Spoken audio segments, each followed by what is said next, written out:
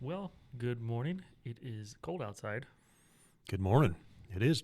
and it's snowing, and people don't know how to drive, but that's not normal, abnormal. Well, it's not as bad as like in Texas, where they don't get snow at all. I saw a video online about that. this guy who's on ice can't figure out how to get his car moving. It's just, why are you out? Do you want to die? Because you will. Yeah, it's bad down there. Yeah. So, what do we got on that list today? California's on fire. Did you hear about that? Just a bit. Just a bit, yeah. Christian Apologist goes on the Joe Rogan Experience. A bridge in Ireland stopped working because the government lost their remote. And the red pandas at the zoo in Switzerland have escaped because of the snow. And one last thing that didn't get added was President Trump was sentenced. Yes, he was. So he's now an actual convicted felon. Now it'll be overturned, but yes. Yeah. So where do we want to start? I guess we can start talking about the wildfires. Yeah, let's start about California. How many millions of acres? Let me see here. Now this is an old post, meaning like yesterday. This is an old post. Yeah. Let's see here. I watched the news this morning and they said that there's another 100,000 people that just got evacuation orders. So that number's out. Mm-hmm. And the satellite imagery has been insane of how much has been burned. It is. It's crazy. And the dumbest thing that our government has done, which is it's just insane, is Canada loaned us 2 belly pickup so they can skim the ocean and pick up water. Yep. And dump. They loaned us 2 of those and flew them down in their prop planes. And the FBI ran a drone into one of them and took it offline. So now there's only 1 of them working instead of 2. Yeah, it's insane. I think the last number I saw was like there's 100 people confirmed dead. They have very little containment. Yeah. Well, with fires like this, and with high winds and relatively low humidity, it's going to be going crazy. The winds are going to continue. Yeah. Yeah. It's just so. As crazy. a former firefighter, forest firefighter, let me qualify because those are different things. Correct. Forest firefighters don't run into buildings. No. Um, So I fought forest fires for 5 years. Aren't they doing, or what aren't they doing that they should be doing, or it's probably not really the firefighters' fault at all. But what's going on? California knew with what was the last big fire? It was 2 years ago, wasn't it? Yeah, I think a couple of years back where it was caused by the electrical lines being poorly maintained. And so they were been on warning for 10, 20 years that they needed to do a couple of things. One of them is manage the areas that are not. So for example, you'll see in the photos, the ravines are burning. And there's houses on both sides of the ravines. And they know that they have to maintain those ravines. And that means you clear the underbrush, you back burn it, you do something to it to maintain that and get rid of that undergrowth so it's not just so tinderbox. And they've known this for a long time. So let's see if we like here. Yeah, like that. Or the better one they've had quite a few that. Well, okay, go back up one right there. This one? You can see the houses. All right, let me get the screen on it so people can see it. You can see the houses, but it's the ravine that's burning. And so, yeah, see that? You can see the ravine. And so they know, and they have known for 20, 30 years, probably longer. Well, they used to take care of them. Longer. They used to take care of them. There's 2 things they've allowed happen. One of them is they've allowed people to build closer and closer to these ravines and in the ravines and on the top of them. So they've kept that growth going. And they don't do any maintenance on these ravines. And but it's nature. Nature doesn't need maintenance. Well, this is nature's maintenance. And it's just crazy because, and then they allow the building codes haven't been updated either. Yeah. And so, like, no one should be allowed to build a house there unless it's got concrete siding, Let me see if I can find that picture. unless it's got 'cause there's a steel house. walls. It's got to have a metal roof with, and I wouldn't want it. Let's see what they have. There's this one house that is built essentially like you said, Mm-hmm. that survived the fire, and I don't see it. I'll see if I can find it. But you can keep on talking about it. Yeah, and it's just, and then of course, what are they finding out now about the water on the fire hydrants? That they've been not doing maintenance on their fire hydrants, and these aren't real forest fires either. These are gully fires that are surrounded by houses, and that jumps from gully to gully, and so they call it forest fires. And then there is some forest fires where in the national forest that they've burned. This one. But This is okay, what I was yeah, talking yeah. You can build a house, and then the other thing that they don't force either is they don't force having buffers around the houses of you can't have vegetation, you can't have bushes, you can't have anything around the immediate house, because that lets the fire burn for a period of time and then will light the house on fire. So there's Yeah, they have a cement wall protecting the whole house. I think the house itself is probably built out of cement. well, anyhow, it doesn't. It there's things that you can do to mitigate these things, but the biggest thing is they got to get rid of their government. Well, and the problem is, I think it's a cultural issue with the U.S. in general in a lot of ways. Of we're just looking at for short term, and that happens in the government, that happens in private sector, that happens in pretty much all areas of life. Yeah. Instead of saying, okay, I'm going to do something now that in 10 years will be a benefit, we all do things that'll just be a benefit now. And when dealing with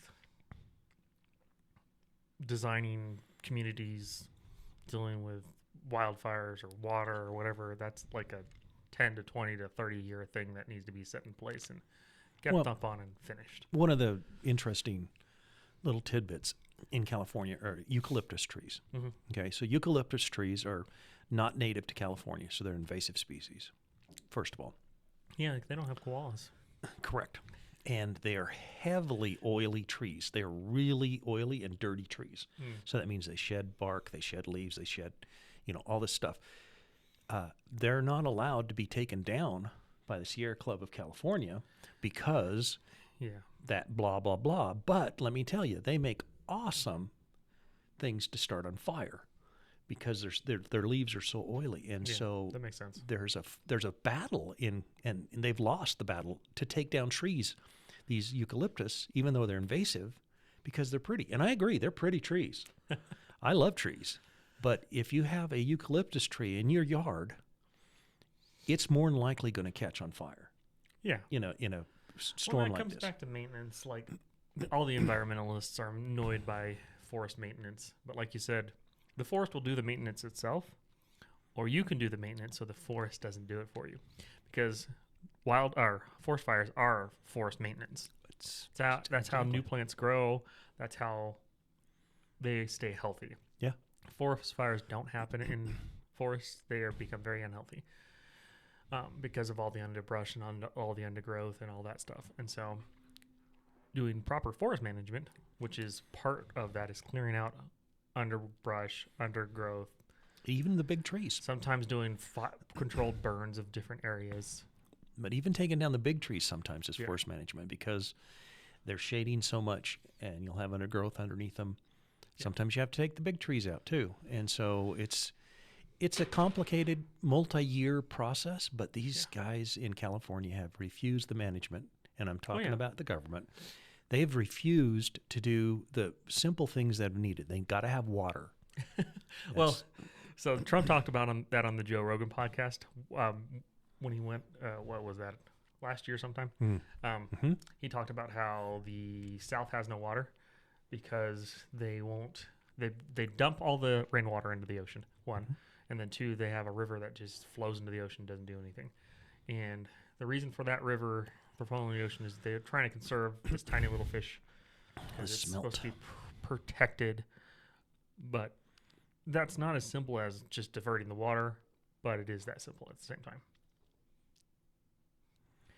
And the reason for that is because it runs into the ocean. If you divert the water, then the back pressure of the ocean would cause salt-ish water or brackish water to flow upstream. Well, to a certain point. Possibly cause harm to the farms there, but that's what dams are for and other engineering marvels. So there's so many ways to fix it so that you could actually use the water instead of just dumping it in the ocean. Utah's a great example of that, too, where we need more dams. We need more reservoirs. It's about damn time. It's about, yes, it is.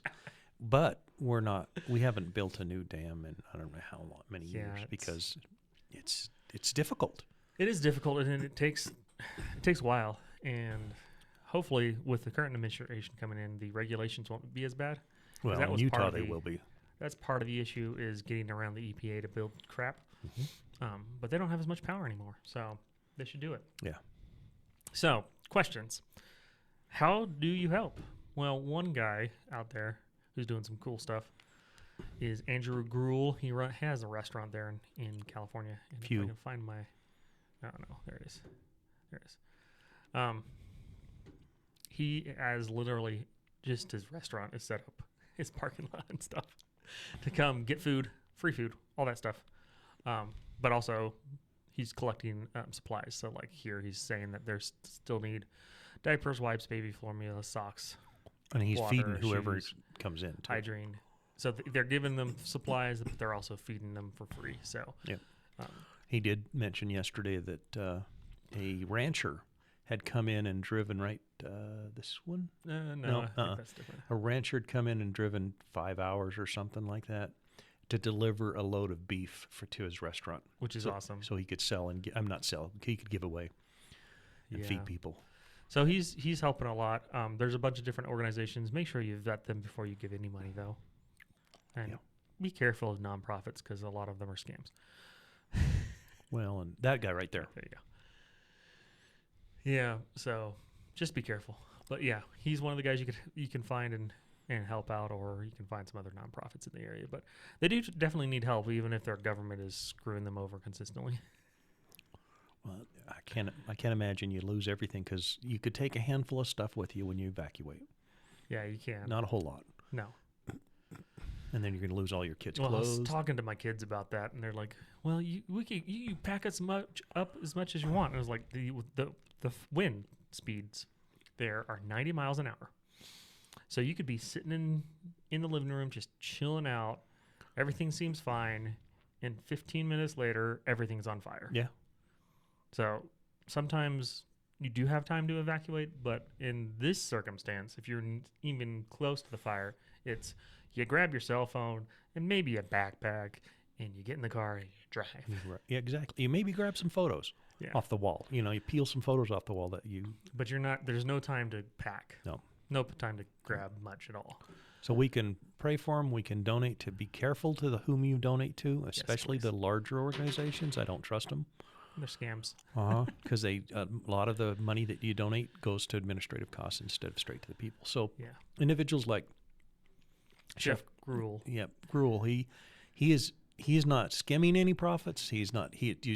Whatever you give to him goes straight to everybody. And so, and he started off running his restaurant full time once it started, and giving away food for free without anybody helping. Anyone helping. So he's been doing it. So last question, or last couple questions is, so who is at fault for the fire? More than likely, the arsonist has started it. Yeah. Because I suspect it's going to come out that most of these fires are arson. Sadly. That's probably true.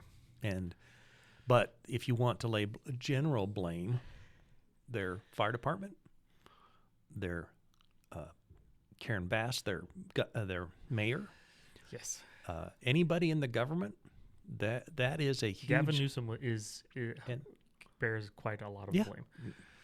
Because he won't allow...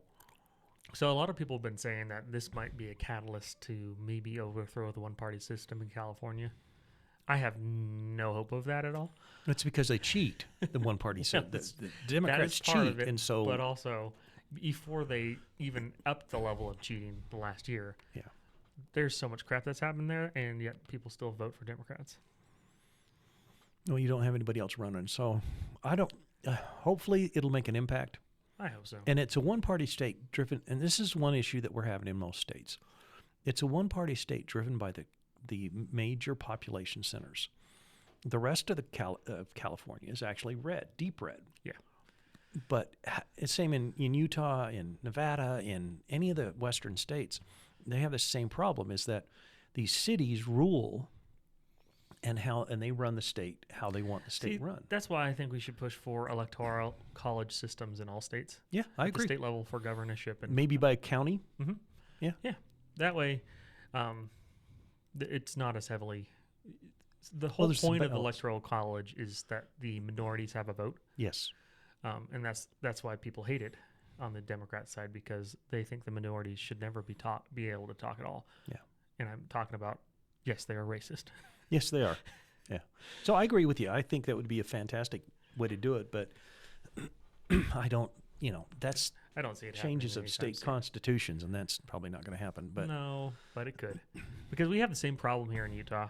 We do. It's been run by the Republicans for so long, and what happens with that is that it just becomes more corrupt than normal, because one party controls everything, and with the extra corruption comes all kinds of extra problems, and so having the other party take leadership just even for one term every once in a while will help clean that up a bunch, because they're more likely to listen to their people. Yeah.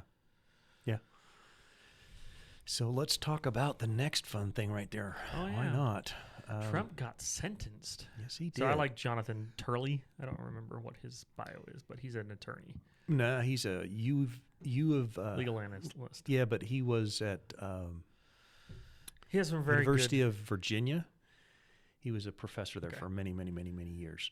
He does very good breakdowns of Supreme Court rulings and all kinds of different things. And he seems to be, at least in mine, he'll go after left, right, doesn't matter if they're wrong. And so he seems to be pretty good in what he says. Yeah, I agree. And he pointed out that he didn't believe at all the Supreme Court would do anything with his appeal to them for stopping the sentencing. Yeah. And it had nothing to do with politics or anything like that. It's just not something that normally the Supreme Court does, and that's why he thought it wouldn't happen. Well, and because until they're sentenced, it's not, the process isn't finished. And that's why he couldn't appeal yet. And that's why they turned it down, is because until he's sentenced, it's... Yeah. So anyhow, it's legalese crap. I think it's shows brokenness in our court system, because if it's an unjust case, the appeals court should be able to just step in and say to the judge and essentially slap him around a bit and throw it out. But they won't until it's done. Which means you have to go through more pain. That's my point. I agree with you. The system seems to be a bit broken. Yeah, in that aspect. The other thing it proves to me is this case was just absolutely frivolous because of.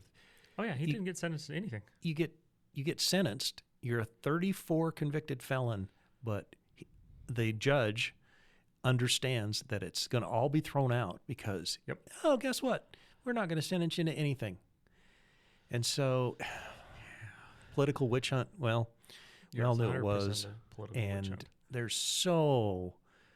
and it's not just Jonathan Turley says it's against the New York court system. It's not. It's against all of the courts in the U.S. Yes and no. There's aspects of the case that can be applied widely to all court systems, but there are aspects of the case that are just New York court system. And so I agree with him, and I also agree with you on that. Yes, this is a reflection of the corruption in the New York court system. Yes, definitely.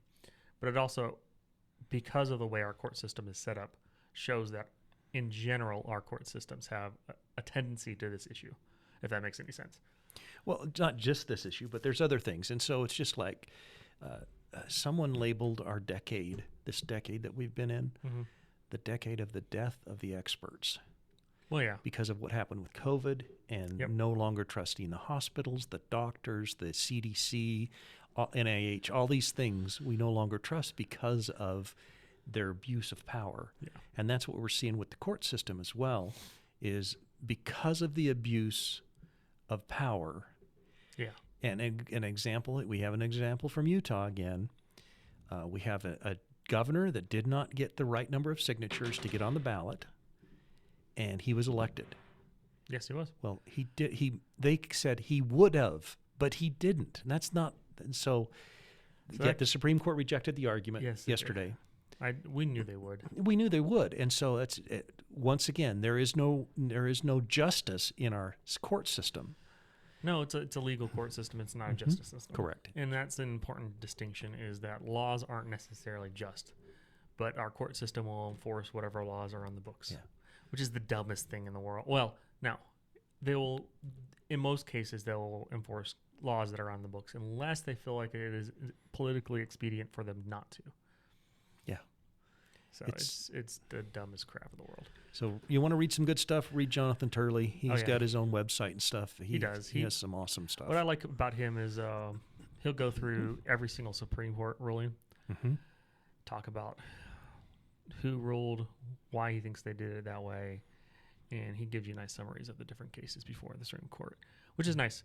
The thing he likes to point out about the Supreme Court is actually more often than not, they agree with each other. Like literally everyone in the Supreme Court, except for maybe one.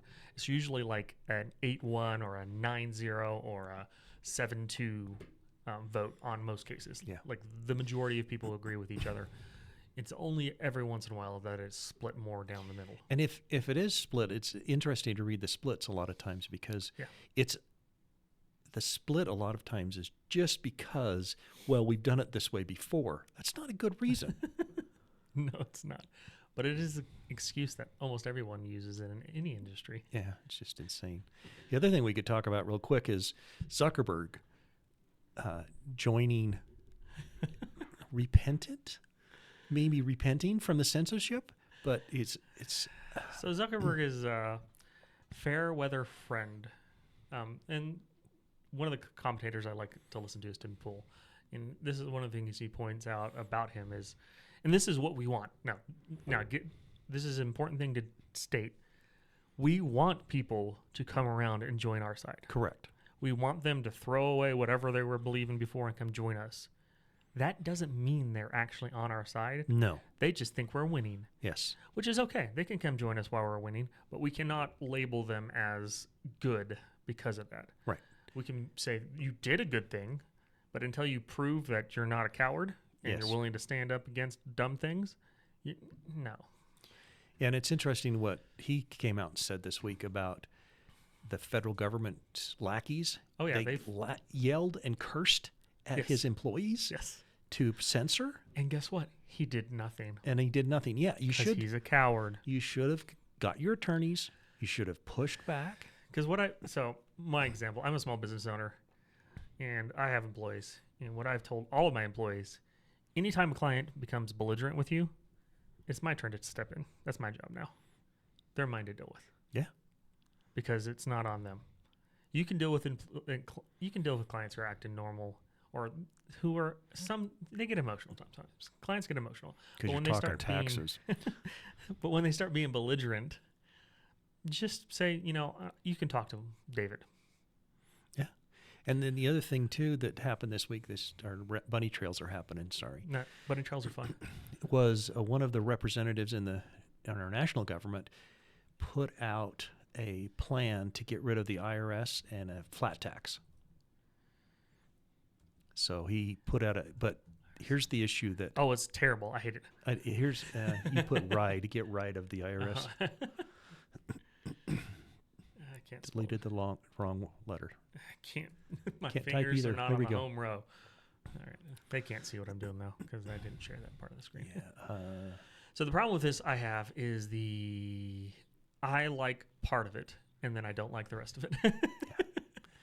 Because what it is he's getting rid of all these taxes and then he's coming in with a consumption tax, which is the best type of tax. Mm-hmm. Consumption tax is the best type of tax. Yep. It's a 23% consumption tax. That's what I saw. What is wrong with you?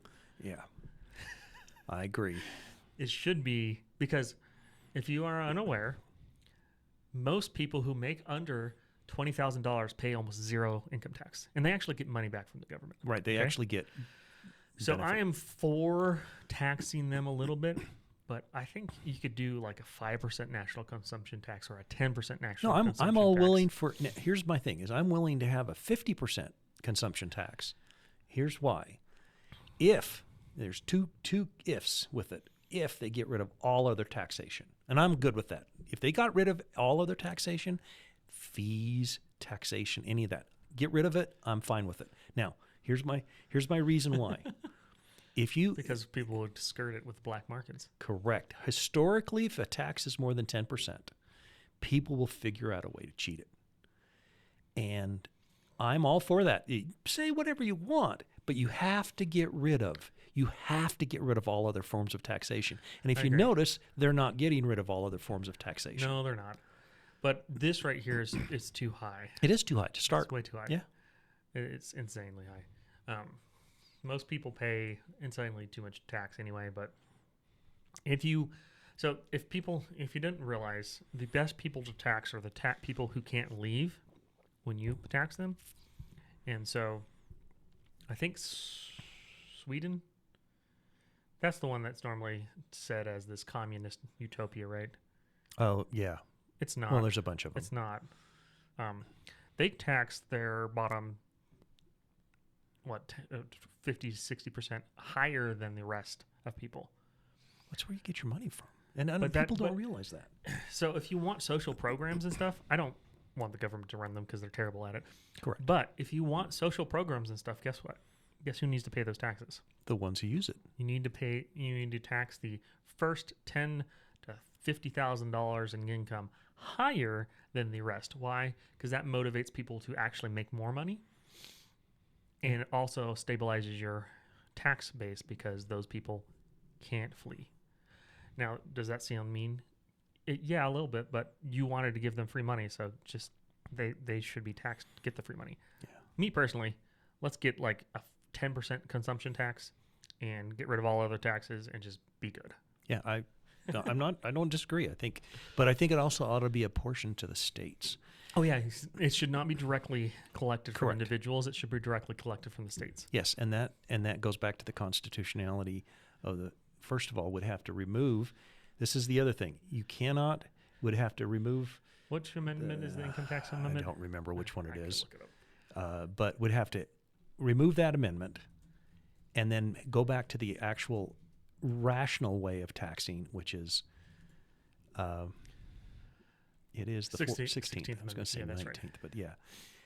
And go back to the actual way of doing it by a state.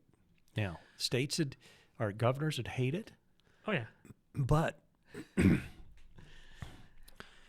don't. So here's my thing with going to the states. Which is easier? Collecting whatever it is, whether it be Yep. revenue or information or whatever it is, from 50 things Correct. or 390 million? Yeah. Which is easier? Which causes less administration? 50. Yeah, because the other thing about the 50 is they have already collected this information Oh yeah. because they're a state and they have that information already. And so, yeah, I think they're going about this. I like what they're doing, but they're going about it the wrong way. They have to remove that Completely wrong amendment. way. And then they have to have. I would love to see also something in the law that ties their salary and their benefits to the average salary and benefit of their area. So I disagree with that because Well, they're wrong. well, that's fine. So there's this thing called the fraud triangle. Okay. So how do you predict if someone is likely to commit fraud? They have the ability to. Okay. They have a reason to. And I can't remember what the last one is. Why can't I remember the last one? You know, when you start a sentence and all the information's there, and then you get midway through the sentence and it's gone. That must because you're old. No, it's because I have a weird brain. All right, there you go. Opportunity, motive, and rationalization. So one of the things people look at when they're looking at fraud is the person who's in the position paid well enough that they're less likely to be motivated by money. It is a huge factor in fraud. Huge, one of the biggest ones. And so, yes, I am stating that our government commits fraud, but it's legal. So to help prevent fraud, if our people in Congress were paid higher wages, like $500,000 to $1 million, somewhere in that range, they would be less likely to be corrupted by outside money because they have enough money to live comfortably. And if they have enough money to live comfortably, when a special interest group comes to them and says, hey, we can help you out, they're like, I'm fine. No, that's not going to be true. That's the issue, is that won't happen. They I will go ahead disagree. and say, pay me under the table. No, I disagree. You'll have, because we're looking at, 200-something Congress or 3. House of Representative people, and then Almost 4. So it'll be it's 400. about almost 400. total. If you were to increase their pay, you would have 30 to 40% who would be less likely to be influenced, which would be a massive shift. Massive shift. You don't need 100% of them to be less influenced. You need a large amount of them to be less influenced to help change corruption. Because right now, you're looking at like 80 to 90% of them who are willing to take handouts just because they want the money. But I think a simpler solution to that would be term limits. Well, term limits help, but that still doesn't. They'll still make tons of money on side deals with term limits. And this here makes it so that when you go into the position, you don't have to be a millionaire to get into government to be able to survive. And right now, I think they're making $230,000 a year. That's not enough to live off of in DC and travel a bunch from your home state and do most of what you need to do. And so giving them enough salary to make them so that they are comfortable, that their position, they have enough money will change that motivation a lot. But, that's just my take, my controversial take of the day. Anyhow, I hope they make some changes, but if the way he's working, in other words, typical, we'll do this good thing over here, but leave all the other stuff in place so we can use it. See, what would be ideal is they passed a law that stated the federal government can have a max of 1,000 regulations. Well, I think... And until we are down to 1,000 regulations, for you to pass one law, you have to remove 2. Yeah, but it'd just be simpler, in my mind, is you pass a constitutional amendment. Now, that's how simple this is, obviously. Just passing a constitutional amendment that says every bill in its entirety must be read by one person at one moment from the floor of the House and the Senate. It has to be read in its entirety in one standing from one person. I don't know if that would help. I do. How can you? You can't read these bills. Yes, you can. Not one person, one standing. So what happens with this kind of stuff is you create a new job, and it's called bill reader, and their whole purpose is to learn how to read bills quickly. Yeah, but I'm saying, I think it would help because it would help. You have to have the sponsor, the person who wrote it, has to stand on the floor of the House and has to stand on the House of the Senate, the floor of the Senate, and they have to read the entire bill in one standing. They cannot. They have to read the entire bill in one standing. That's going to make them write these without loopholes, because that's all you're doing. These huge bills, they'd still put some in, but it'd be a lot easier. You're assuming they have shame. That's true. They don't, most of them. So the bills would be shorter. They would, which would be good, but they would still have all kinds of crazy crap in them. Yeah, but at least embarrass them a little bit. They have no shame. They don't. All right, so what's next on our list? So Joe Rogan's been having some interesting interviews lately. If I can find my cursor. There we go. He had Wesley Huff on there recently. I was going to have us listen to it, and I'm not sure if I can without... So it's playing, but there's no audio. The links will be up there for everyone else to listen to. I can have them listen to it, but we can't hear it. Yeah, but that's okay. That's the problem. So Wesley Huff is an awesome guy. Let me pull up his profile. This one. Nope. Oh.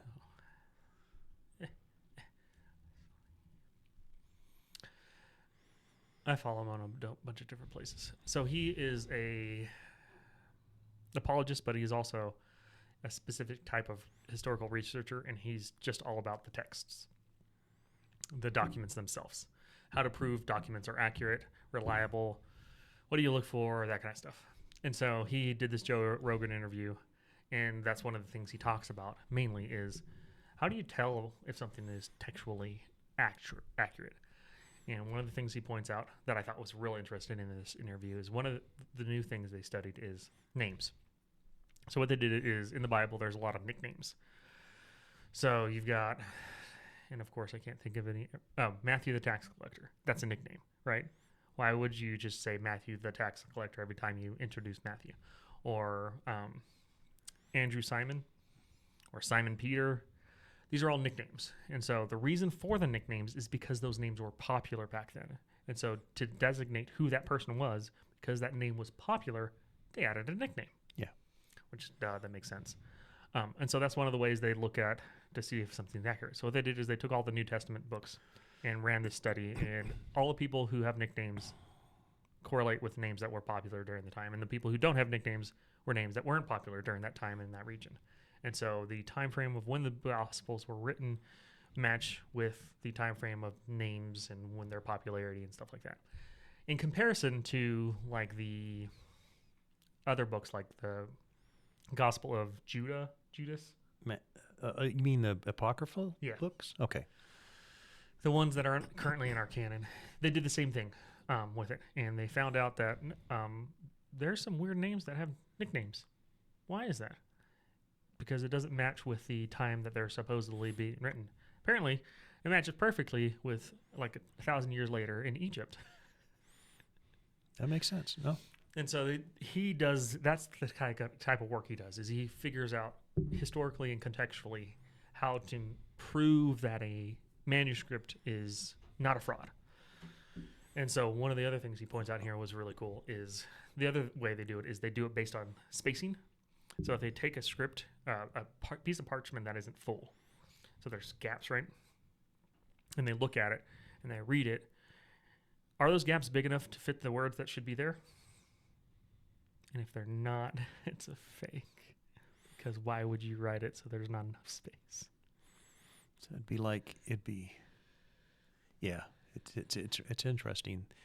And that's from not a, he's approached it from a pure physical historical point of view, not from anything moral religious. No, it's not moral religious. He's just using scientific method to figure out if these documents are real. And so it's an interesting concept, and it shows that they are real.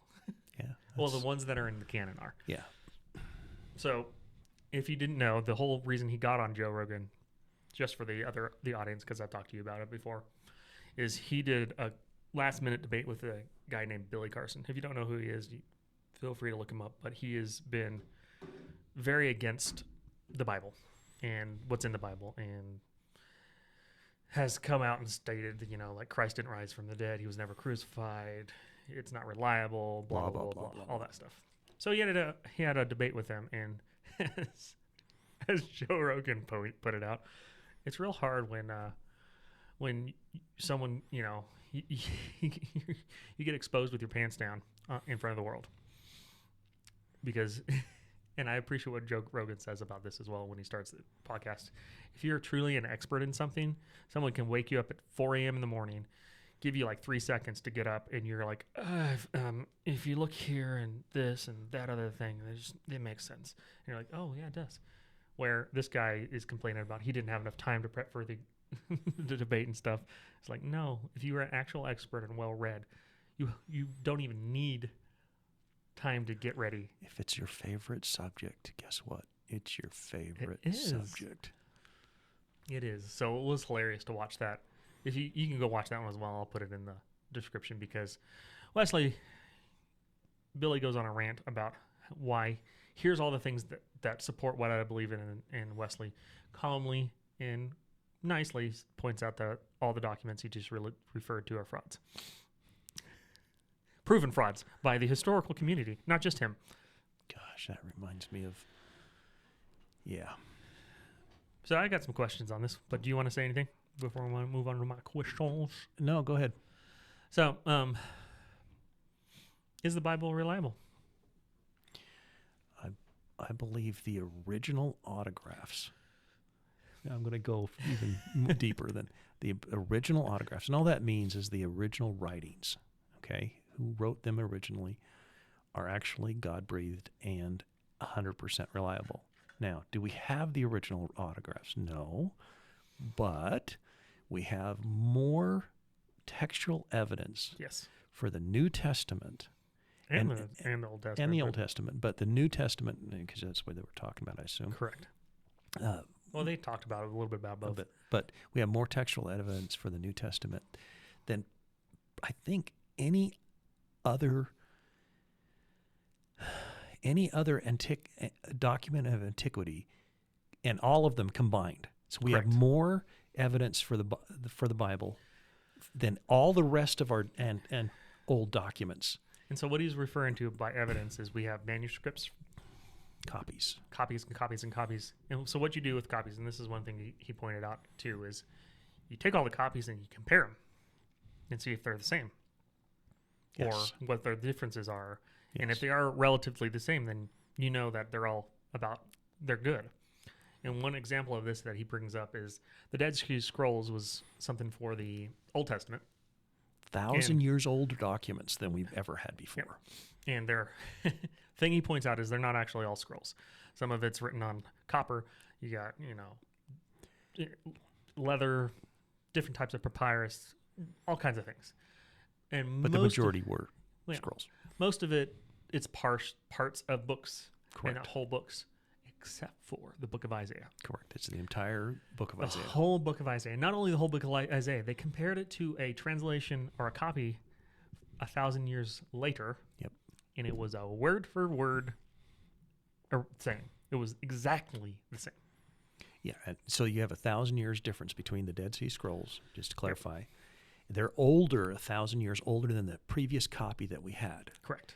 And so they were able to compare that entire book of Isaiah and see that fundamentally there was no changes at all in those copies. And that's what you talk about when you're talking about, well, is it true? And then they took all the rest of it, which is pieces, so that there would be a commentary. Somebody wrote a commentary. I can't remember, the Quorum, I think it is, the group that wrote the Dead Sea Scrolls. They wrote a commentary about this verse, and so that somebody would be talking about it, and then they would write the verse out, and then they would talk about it again. So then they were able to take these fragments also and compare these fragments to, and this is only Old Testament, obviously, but they were able to compare these fragments and prove that the current copy that we have of the Old Testament is reliable. And then you can take the exact same thing and you can get 50 copies of the book of James in the New Testament. This is something that Wesley points out, which makes sense, is unlike the Old Testament, the Christians in the New Testament, the Jews, when they did the Old Testament and copied it, had a very specific type of thing. You had to be a scribe, you had to have a certain amount of education, you had to do specific things so that you could copy it out and make it word for word. And so the number of copies of the Old Testament is not as much as the New Testament. That's because the New Testament church was like, let's get this out as quickly as possible. Anyone in the world, just write it down and give it away. We'll copy this letter. We'll send you a letter to this church. Everybody there who can write, copy it, and we'll send it to everybody else. And that's how that we have literally thousands and thousands of copies of different books. And we have copies within 50 years of when the events happened or something like that. So we have it so close that if it's within that time frame, you have people in that time frame who could have written or made statements about it being false, and there's no evidence of that. Yeah, correct. And so, yes, the Bible is reliable. Now, translations of the Bible, some are better than others, but if you use multiple modern translations, which take into account the best manuscript evidence that we have today, you can get to the point and understand, because I don't read Hebrew, I don't read Greek, I don't read Arabic, so I have to trust somebody. Who do I trust? And so anyhow, you can read that. Yes, it's very reliable. So people like Wesley Huff, if you have questions, he's actually started a series, Can You Rely on the Bible, or something like that, for his business that he works for. It's an apologist group, so he's got that on YouTube. But there's a bunch of people like him that go through all the details. If you want to watch something really good about the New Testament, James White has a YouTube video that's over 2 hours long And what he shows in that YouTube video is we have an accurate representation of New Testament only. We have an accurate representation of what the authors intended. Yes. And that's his goal at the end of the 2 hours. And I shared it with an atheist friend of mine, and he watched the entire 2.5 hours, and he came back and said to me, I agree. We have an accurate representation of what the authors intended. Now, I disagree with what the authors intended, but we have an accurate representation. Yeah. And that's the point. And the last 2 more questions. I think the second one is kind of quick. Did Jesus teach moralism? It all depends on what you mean by moralism. I'm going to do a Joe Biden by moralism. So there's this group of people now, like Jordan Peterson and people like him, who are talking about how Jesus was this great example for us to emulate, but they don't actually believe in him. Correct. Did Jesus teach that? No, absolutely not. So that is something that Wesley points out to Joe Rogan, actually. Has a great like 4 or 5 minute clip up, and he talks about that Jesus actually did the opposite, because they had moralistic leaders then. They had Pharisees and Sadducees, and they would do all of the things. They would follow all of the laws, They made laws that they could follow so they could look better. And what did Jesus do on the Sermon on the Mount? He said, you say, which he was referring to the Mosaic law, do not murder. And I say, if you hate your brother, you've already committed murder. Yeah. And the point was, the law is there to make you realize that you are not good enough, and that is all. It is not there to save you. Yeah, and the moralism where you believe that he is just a moral leader, that's incorrect, because he called himself, the majority of the things he called himself, Jesus did, was the Son of Man. That's the number one thing he called himself, which if you want to, people say, okay, that just means he's a God. No. If you go back to Daniel 7, he is referring to himself in Daniel as God, and that is the Son of Man. That's why the Pharisees and Sadducees wanted to stone him whenever he would say things like that. And so it was a direct allusion, not I, but an A, allusion to his godhood. And so he's doesn't teach it. He is God. He's directly against moralism. Yep. C.S. Lewis put it the best. Jesus is either a liar, a lunatic, or he's God. Correct. It can't be any of the three. He can't be just some good guy. No, he called himself God. Yes, he did. He's either a liar, a lunatic, or he's God. And the last question I have here before we get into our last fun stories is, it's interesting to see, it seems like the Christian community, like actual Christians, are being talked to more, and their word is getting out more. And I don't know if you have any thought on why do you think that's happening currently? Because we've gone through a period of time, I think, where all of the ones who are the master BSs have been listened to and promoted. That's true. And people have seen through it and are seeing through it, and they don't like it. No. And so when you get somebody who actually speaks the truth, that's a difference. And then you can pay attention, and people do. Actually speaking the truth in an authentic way, too, because like you said, these moralistic teachers have been so fake. So that makes sense. All right, our last 2 stories of the day are fun and exciting. Let me see if I can find the right pages here. Fine, whatever. Okay.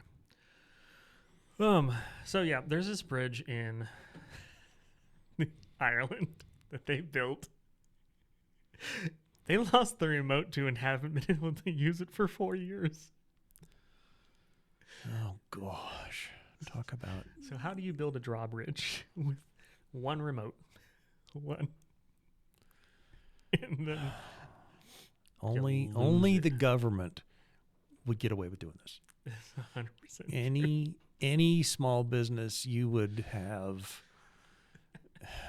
redundancy built in. Come on, folks. It's hilarious. It just drives me nuts that it's just a typical example of the government just being so incompetent in any way, in every way possible. So 4 years it took them to find the remote. Nope. They had to get a new one. Oh, they had to build a new one. They had to build a whole new And it took them 4 years to get a new one? Well, I bet someone was. I bet like, somebody I don't know was where too. it went. Yeah. So yeah, incompetence of the government. And then the last story of the day is some red pandas escaped the zoo. And I don't know if it'll play it. It won't play it on here, will it? It might. Yeah. There you go. Oh, no, that's not it. It is. It is it. Okay. Yeah, they had to go find them in the woods because snow fell in Switzerland, knocked a bunch of branches out that caused them to be able to escape. So now there's red pandas in the forest in Switzerland. Oh gosh, It's hilarious. that is funny. But that's all the stories I have today. Unless you got any other comments. And they caught him. It looks like so. Yeah, they did. I think they tranked them. Ah. Well, all right. maybe not. Who knows? But they got him. They got him. Got him back safely. But it's hilarious that That's they were able to important. escape. There we go. All right. Well, thanks everyone for listening. We Yeah. appreciate it.